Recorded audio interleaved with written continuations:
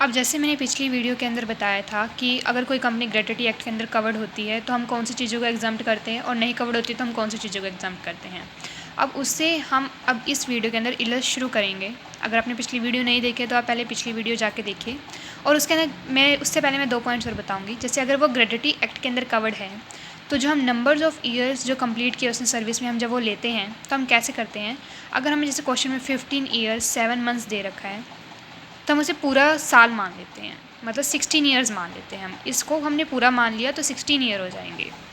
और not covered अगर है तो हम कैसे करते हैं, जैसे अगर 14 ईयर्स हमें 5 मंथ्स दे रखे हैं तो हम जो फ्रैक्शन है उसे क्या करते हैं, इग्नोर करते हैं। हम उसको सिर्फ 14 ईयर्स ही मानेंगे, ठीक है। उसके बाद मतलब जो भी फ्रैक्शन है उसे अवॉइड कर दो। हम उसे पूरा साल नहीं मान रहे कि हम 15 ईयर्स ले लेंगे, हमने फ्रैक्शन अवॉइड कर दी तो 14 ईयर्स हो जाएंगे। दूसरी एक और पॉइंट है कि अब जब इसके अंदर ग्रेट्युटी एक्ट के अंदर वो कंपनी कवर्ड है और हम सैलरी निकालते हैं तो हम सैलरी कैसे निकालते हैं, हम उसके अंदर बेसिक सैलरी को देखते हैं जो बेसिक पे है वो।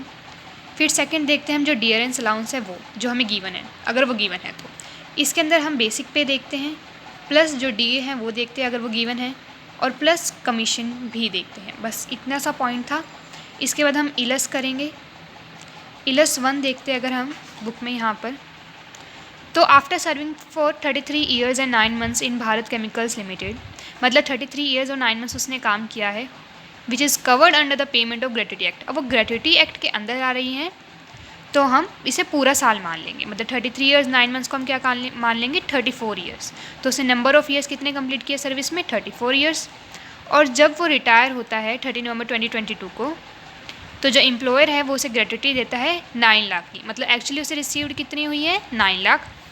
उसकी जो मंथली बेसिक सैलरी है उसे जो मिल रही है वो 30,000 और जो डियरेंस अलाउंस मिल रहा है वो 9,000, ठीक है। तो हमें क्या निकालनी है, ग्रेट्युटी की अमाउंट जो कि एग्जाम्प्ट है। तो इधर देखो इलस 1 के अंदर हमें सबसे पहले तो दिया है जो सबसे पहले, अब इस ये वाला लेना है हमें, तो हमें एक्चुअली रिसीव्ड है क्वेश्चन में, देखो वो कितनी है, यहाँ पर फोकस नहीं हो रहा है, हाँ एक्चुअली रिसीव्ड कितनी है, 9 लाख। तो हम यहाँ पर पहले ही तो हो जाएगी हमारी 9 लाख। दूसरा जो हमें ये दिया होता है कि गवर्नमेंट ने ये वो कर रखी है कि इतनी ज़्यादा एग्जाम्प्ट करेंगे मैक्सिमम, तो ये है 20 लाख। और थर्ड क्या है, हम लेंगे 15/26 इंटू लास्ट ड्रॉन सैलरी।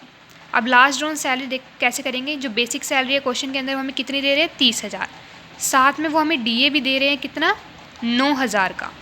तो जो 30,000 और जो 9,000 का दे रहा है तो कितनी हो जाएगी, 39,000। तो हम यहाँ लिख देंगे हम 39,000 इंटू में नंबर ऑफ़ ईयर्स कितने हो जाएंगे जितने उसने कंप्लीट किए हैं, वो है 34। तो इसको सोल्व करके हमारे पास आ जाएगा 22,500।